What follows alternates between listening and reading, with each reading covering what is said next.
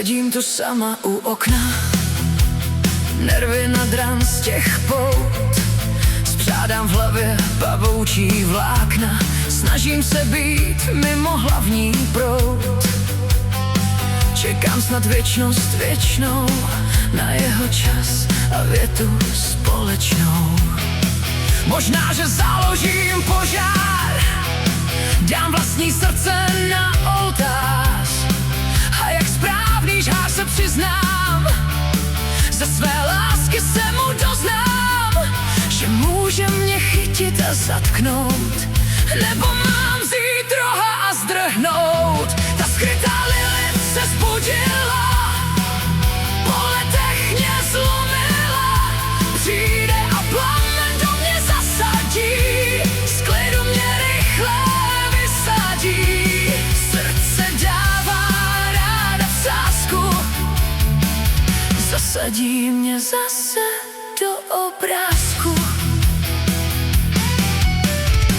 Utéct tam, kde je všechno a nic, tam, kde láska je hlavní cíl. Ta láska, co je bez podmínek, co hřeje jako malý plamínek.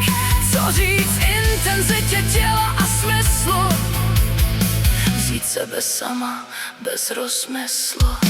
Prý vynech rozum a říct se city, a co když se v tom někdo mýlí?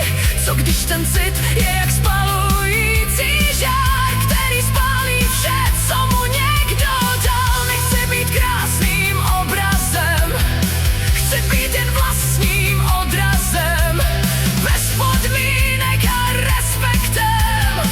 Jsem svým vlastním aspektem.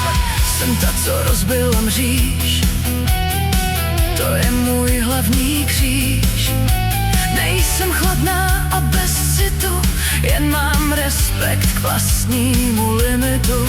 Láska není jen o chtění, je to jen malé sdílení.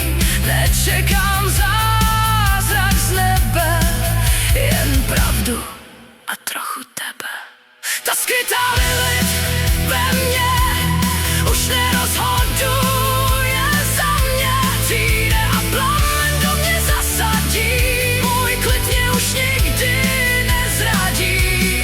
Srdce dám ráda v sázku, nechám plynout každou otázku. Kdo chce vášeň mou, může mi dát to svou. Nebudu prosit, nebudu stát. Kdo chce mě mít, může jen své srdce oplátkou